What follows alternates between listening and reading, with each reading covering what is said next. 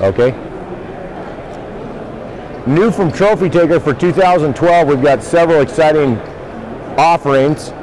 One is our new Pro Series Arrow Rests. The standard containment ring has a bristle guard right here. Basically, this is for those of you who like to knock your arrow first and then load it on your rest. This way you can knock it, slide it right through the bristles, and it's fully contained. There are other options also for the ring, but this is going to be our standard ring. Another thing for this year, we're introducing the Ulmer Edge expandable broadhead. This broadhead is designed by Rusty Ulmer, Randy Ulmer's brother. A lot of thought went into this product. They've been testing this product for the last 2 years.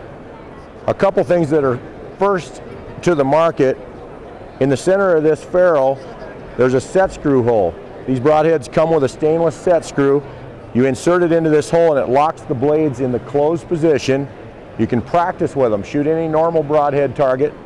When you're ready to hunt, you pull the set screw out, you roll the rubber band on. This rubber band sits in a recessed groove. The reason for that is to make sure there's no extra wind drag as compared to your field points. I'm going to roll the band off here. When this broadhead penetrates, the levers push the blades open from the rear. When it hits the full open position, these blades are locked together in the open position. 1.5 inch cutting diameter.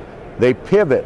The reason for this pivot, as the broadhead penetrates, if it encounters a bone, it will then pivot around that bone and then center back up. If you don't get complete penetration or a pass through, these blades will then fold back forward and again stop at 1.5 inch cutting diameter. This allows the broadhead to not be considered barbed.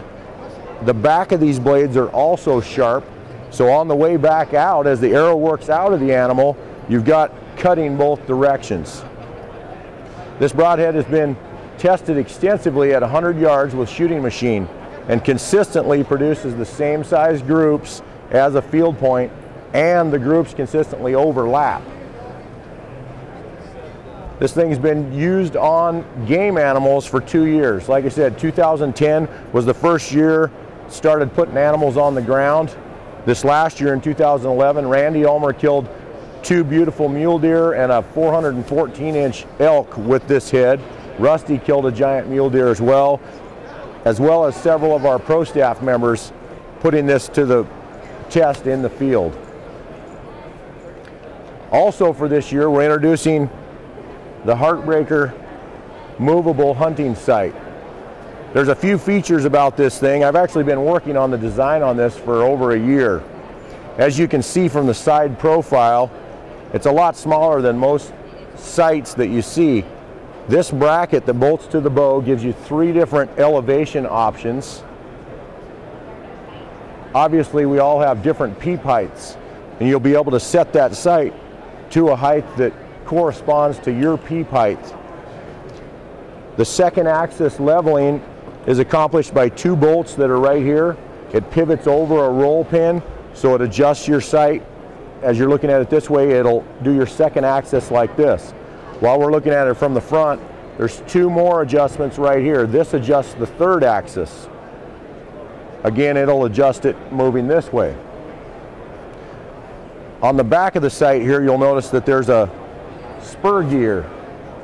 This spur gear allows you to activate your vertical adjustment just with your thumb. You loosen the lockdown knob and you just roll this vertically for your vertical adjustments. When you first get the sight and set it up for yourself, you'll roll it to where you can sight in for your desired yardage, usually 20 yards. You set it, say it sets right here for 20 yards. You'll lock that down. Then you'll go to the front here and there's a 2-bolt adjustment. You loosen these and this whole front frame slides down so that you will then use this as your stop point. Gives you a positive stop so that you can always set it back to your 20-yard beginning point. Once you do that, on the other side, on the back of the sight, you have 2 more bolts you can loosen, and this whole assembly slides also. That allows you to adjust it so that you can use the full travel. Whether you have a 5-inch peep height or a 6.5-inch peep height, you'll be able to get the full travel adjustment. While we're looking at the front side here, you'll also notice that there's another indicator pin on this flat surface right here. The reasoning behind this, a lot of us like to print our ballistic charts off of a web program like Archer's Advantage.